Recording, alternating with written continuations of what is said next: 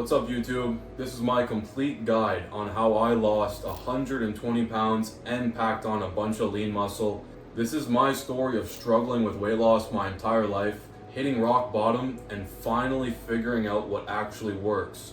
A calorie deficit and consistent strength training. If ever you felt stuck, frustrated, or like weight loss just doesn't work, this video is for you. Stick around because I'm breaking it down step by step and exactly what worked for me. No fluff, just what actually works.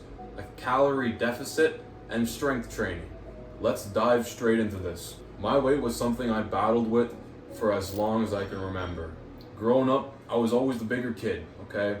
And I tried fad diets and I would shed 5 or 10 pounds, but then I would gain it right back the next month, leaving me on a cycle feeling super frustrated. And I felt like I would just never figure it out. At my heaviest, I was 300 pounds, and it was affecting everything. My energy, my confidence. I woke up and I had no motivation at all to do anything. And I didn't know where to start. My turning point hit when I struck rock bottom. I was so depressed about my appearance and about my state of life that I had no other choice but to fix it and to find a solution to my problem. I remember thinking, I cannot keep living like this. That's when I decided to stop chasing quick fixes and I began trying to discover what actually works and has worked for countless other people. I did a ton of research, and what I found was that a calorie deficit and strength training were the two fundamental pillars of weight loss.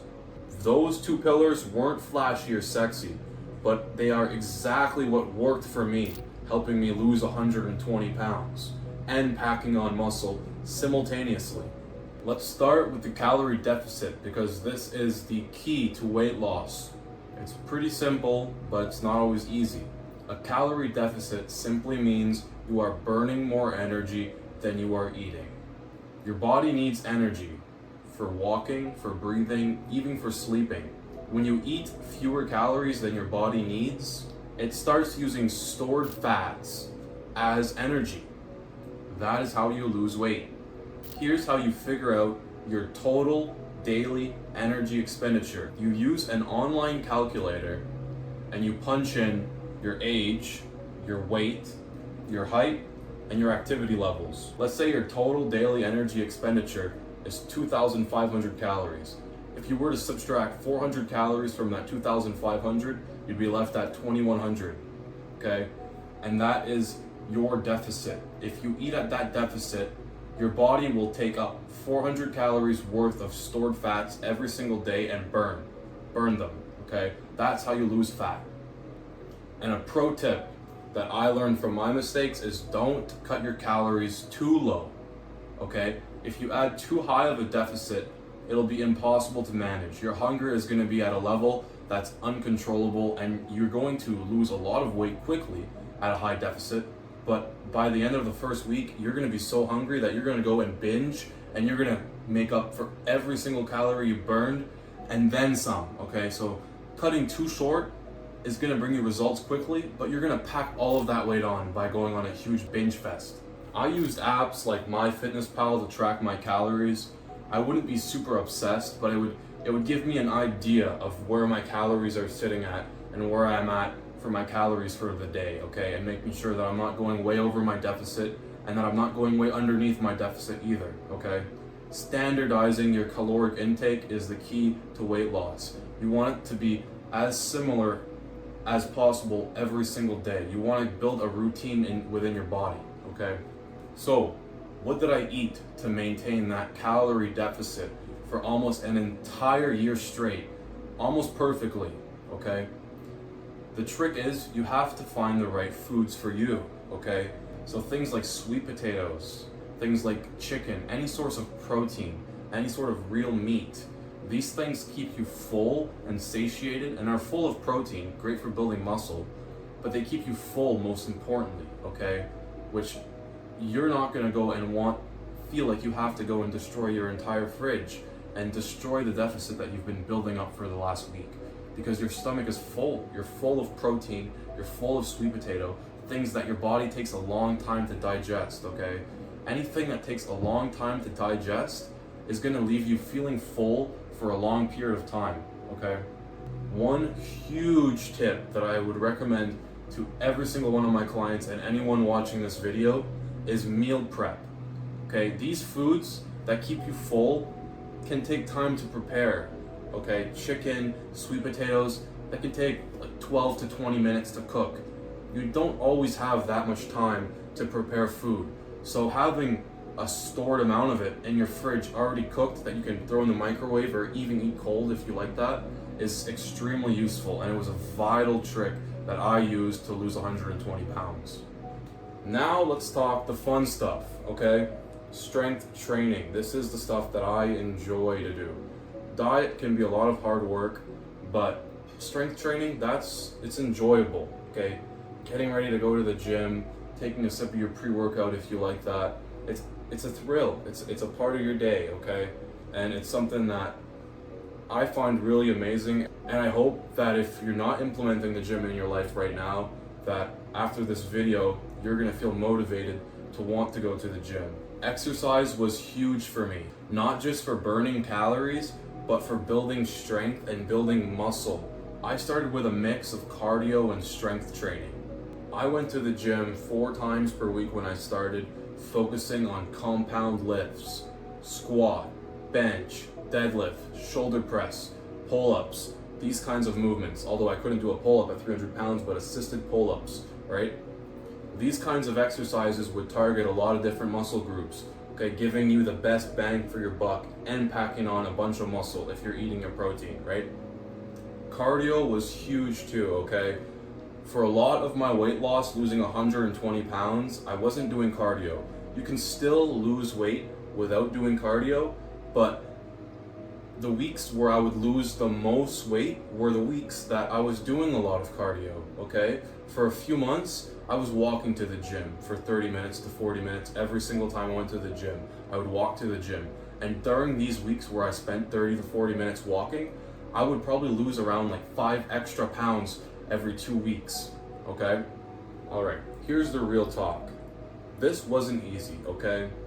The fundamentals are strength training and your diet, right? A calorie deficit combined with heavy resistance training. But holding yourself accountable is something that is difficult, right? And what worked for me, and it might sound wishy-washy to some of you, but journaling is something that really provided me a bunch of value in my weight loss. Okay, at night, if I were to eat a bowl of ice cream and a bag of chips and feel terrible about it, I would sit in my bed, okay, before I went to bed, and I would journal. You're supposed to journal on paper, but I would journal on my phone, and I would journal, okay? I would say to myself, man, I ate a huge bowl of chips and a huge bowl of ice cream, and I feel terrible because of it. I feel like I cheated myself. I told myself that I was gonna go on this diet and I was gonna be super consistent, but tonight I just couldn't fight the urges, and I ate that huge bowl of chips and that huge bowl of ice cream, okay? And now I feel awful, okay? And where the trick lies is the next day, I read my journal over again, okay? I took some time and I would read what I said the last night. And it would remind me, oh shit, I felt terrible after eating that bowl of chips and that bowl of ice cream. So tonight, I know I'm not doing that again, okay? So just that journaling it down in a piece of paper or in your phone and reading it over the next day can prevent you from going way off of your diet, okay? Journaling is an excellent tool for weight loss, okay? It doesn't directly cause weight loss, but it can shape your mindset. Journaling is a way to reform your mind and make you rethink over decisions and warp your mind into a mind that's ideal for weight loss, right? So I strongly recommend journaling for weight loss, okay? Keeping yourself accountable. And when you do eat perfectly, write it down. Man, I ate great today and I feel amazing. And tomorrow, when you read that over again, you'll say, wow, I did eat great yesterday. I can think back about what I did yesterday and have gratitude towards myself. And I want to do that again today. Just journaling can give you that extra boost of motivation and remind you of where you were, that other day when you felt terrible or you felt great, right? It can guide you. And one more thing, if you slip up and mess up on your diet, don't give up, okay? If you are dieting and you're taking steps towards weight loss, you're already moving in the right direction. You can't stop now, okay? You cannot stop. It is a process. You're going to go 5 steps forward and 4 steps back, and 5 steps forward and 4 steps back, and 5 steps forward. You understand, right? But as long as you're constantly moving in the right direction, at the end of the day, you're gonna achieve the results that you've always wanted. Okay? You just cannot give up. When you go back 4 steps, you have to be ready to take 4 steps back forward and then keep moving forward, right? It's a process. It's a process that you have to believe and that you have to stay consistent with. Tracking your weight, okay, isn't always ideal. Your weight can fluctuate day after day. Your best bet is to use the mirror, okay, and track your weight maybe even just once a week, okay? Because if you start tracking your weight every single day, it can be very demotivating. Your weight can jump up 2 or 3 pounds and jump down 2 or 3 pounds, right, from where you're actually at, which it's not exactly a perfect target, right? Your best bet is to take pictures of yourself at your starting position and base yourself off of your pictures, okay? Use a visual feedback on your progress, not the scale. The scale isn't always your best friend, okay? But over months, yes, a scale is going to be amazing to track your progress. But over days, use the mirror. Try and take pictures of yourself. There you can notice difference within weeks, right? And after about a year of following a strict strength training, following a strict diet, and respecting, all the process and journaling, right? I found myself at 120 pounds lighter than where I started. And I packed on a bunch of muscle because I didn't diet super hard and I ate a bunch of protein, okay? So the protein helped me build muscle as I was doing my strength training, and the calorie deficit helped me burn fat, okay? All at the same time, okay? A lot of people think that you can't build muscle as you're burning fat. That's not true, okay? Especially if you're a beginner and if you're new, okay? Your body is extremely ready to put on muscle when you're first starting in the gym, okay? If you've been training for a long time and you go into a calorie deficit, you might have a hard time building muscle. But if you're just starting off and you jump into a calorie deficit, even if you're in a calorie deficit and you're eating a bunch of protein, you're gonna gain muscle, okay? I am living proof of that. I gained a bunch of muscle and I weighed 300 pounds with almost no muscle at all. I couldn't even bench a plate, all right?